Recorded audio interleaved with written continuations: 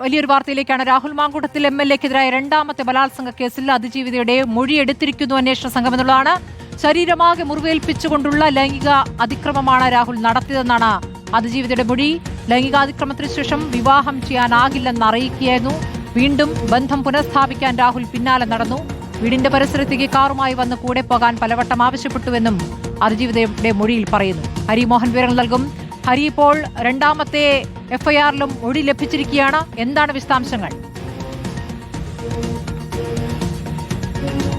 സ്മൃതി, അതീവ ഗുരുതരമായിട്ടുള്ള മൊഴി എന്ന് തന്നെ പറയേണ്ടി വരും. രാഹുൽ മാങ്കൂട്ടത്തിനെതിരായ രണ്ടാം കേസിൽ ഇത്രയും ദിവസം മൊഴി രേഖപ്പെടുത്താൻ വൈകുന്നതായിരുന്നു രാഹുലിന്റെ അഭിഭാഷകൻ കോടതിയിൽ പറഞ്ഞിരുന്നത്. പക്ഷേ ഇപ്പോൾ മൊഴി രേഖപ്പെടുത്തിയിരിക്കുന്നു എന്നുള്ള വളരെ പ്രധാനപ്പെട്ട വിവരമാണ് പുറത്തുവരുന്നത്. ഈ മൊഴി SP അന്വേഷണ ഉദ്യോഗസ്ഥ നേരിട്ട് കേരളത്തിന് പുറത്തുപോയി അതിജീവിതയുള്ള സ്ഥലത്ത് ചെന്ന് രേഖപ്പെടുത്തി അത് കോടതിയിൽ മുദ്രവെച്ച കവറിൽ സമർപ്പിച്ചിട്ടുണ്ട്. ആ മൊഴിയിൽ പറയുന്നത് ഇങ്ങനെയാണ്: ക്രൂരമായ ലൈംഗികാതിക്രമം തന്നെയാണ് നടന്നത്. താനുമായി ആ ബന്ധം സ്ഥാപിച്ചത് വിവാഹ വാഗ്ദാനം നൽകിയാണ്.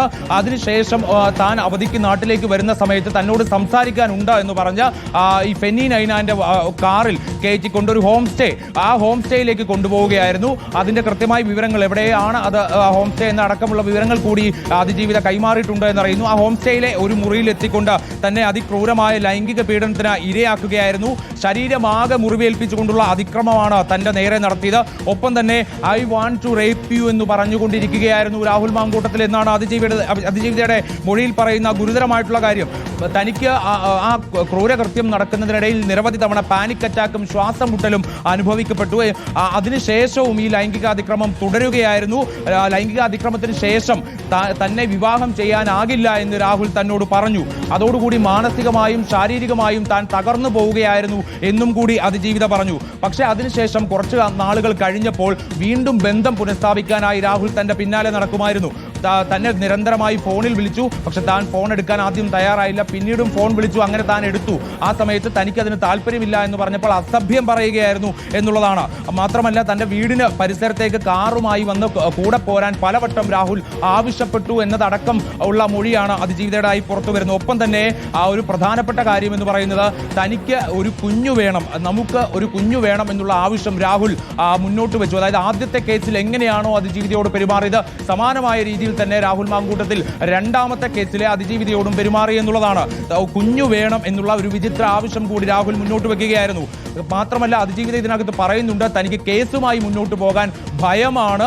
അതായത് ആദ്യ കേസിലെ അതിജീവിതയ്ക്ക് നേരെ ഉണ്ടായ സൈബർ അധിക്ഷേപം, അവരുടെ ചിത്രങ്ങൾ, സ്വകാര്യ വിവരങ്ങൾ എല്ലാം തന്നെ സാമൂഹ്യ മാധ്യമങ്ങളിൽ ഷെയർ ചെയ്യപ്പെടുന്ന ഒരു അവസ്ഥയിലേക്ക് എത്തി. അതുകൊണ്ട് തനിക്ക് ഭയമാണ് എന്നതടക്കമുള്ള കാര്യങ്ങൾ കൂടി അതിജീവിത അന്വേഷണ ഉദ്യോഗസ്ഥയോട് പങ്കുവെച്ചു എന്നുള്ളതാണ് മനസ്സിലാക്കാൻ കഴിയുന്നത്. മാത്രമല്ല, ഈ കേസുമായി ബന്ധപ്പെട്ട വളരെ നിർണായകമായിട്ടുള്ള ഡിജിറ്റൽ തെളിവുകൾ കൂടി അന്വേഷണ ഉദ്യോഗസ്ഥയ്ക്ക് കൈമാറിയിട്ടുണ്ട് എന്നറിയുന്നു.